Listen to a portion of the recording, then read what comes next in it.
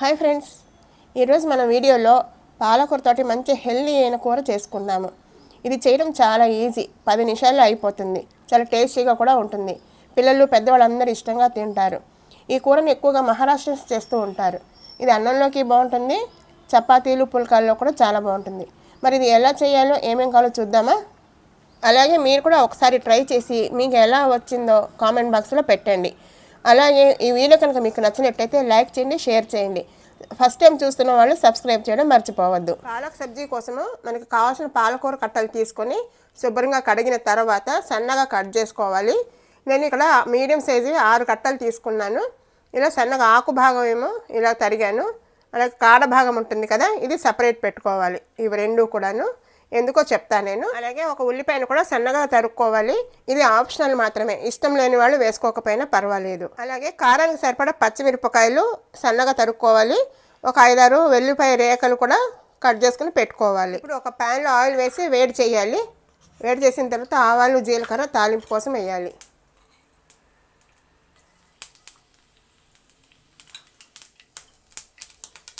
ఆవాలు చిటపటలాడిన తర్వాత మనం తరిగి పెట్టుకున్న పచ్చిమిరపకాయలు వెల్లుల్లిపాయలు వేసి వేయించుకోవాలి. వెల్లుల్లిపాయలు మరి ఎర్రగా వేగక్కర్లేదు, జస్ట్ కొద్దిగా కలర్ మారితే చాలు. వెల్లుల్లిపాయ కొంచెం కలర్ మారింది. ఇప్పుడు ఇందులో మనం తరిగి పెట్టుకున్న ఉల్లిపాయ ముక్కలు వేసి వేయించుకోవాలి. అలాగే కొంచెం పసుపు కూడా వేసి బాగా కలుపుకోవాలి.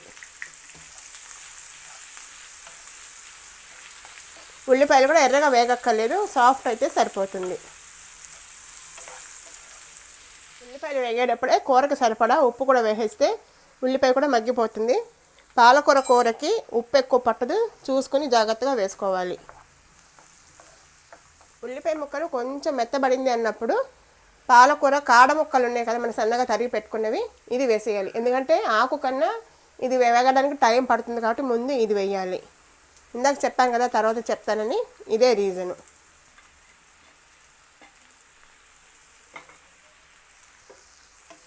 వేసి ఇవి కాడ ముక్కలని మెత్తబడే వరకు వేయించుకోవాలి. ఉల్లిపాయను పాలకూర కాడలు బాగా మగ్గిపోయింది. ఇప్పుడు ఇందులో మనం తరిగిన పాలకూర ఉంది కదా, ఆకు ముక్కలు, ఇది వేసుకుందాము. ఇది 2 నిమిషాల్లో మగ్గిపోతుంది.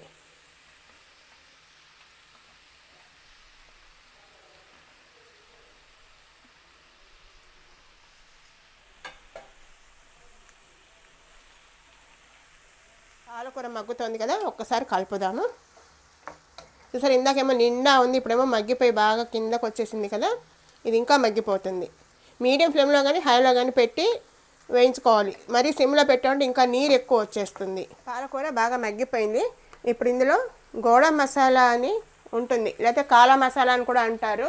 మహారాష్ట్రన్స్ ఇది ఎక్కువగా వాడతారు. ఇది ఆన్లైన్లో దొరుకుతుంది, లేకపోతే మహారాష్ట్రలో అయితే అన్ని కిరాణా షాప్లోనూ దొరుకుతుంది. ఇది 1 స్పూన్ వేసుకొని కలపాలి. బాగా కలిపిన తర్వాత ఇందులో పల్లీల పొడి వేసుకోవాలి. పల్లీని వేయించి కచ్చాబచ్చాగా దంచుకోవాలి. కొంచెం పలుకులుగానే ఉండాలి, మరి మెత్తగా కాకుండా ఇలా పలుకులుగా చేసుకొని, ఇది 1 కప్పు. కప్పు అని కాదు, మన ఇష్టం, ఎంతైనా వేసుకోవచ్చు, మన టేస్ట్ తగ్గట్టుగాను. కానీ కొంచెం ఎక్కువ ఉంటేనే బాగుంటుంది. వేసి బాగా కలపాలి. పల్లీలు వేసిన తర్వాత ఒక 2-3 నిమిషాలు మగ్గితే సరిపోతుంది. ఒక 2-3 నిమిషాలు మగ్గిన తర్వాత ఒకసారి బాగా కలిపేసి స్టవ్ ఆర్పేసి సర్వింగ్ బౌల్లోకి తీసుకుంటే టేస్టీ పాలక్ సబ్జీ రెడీ.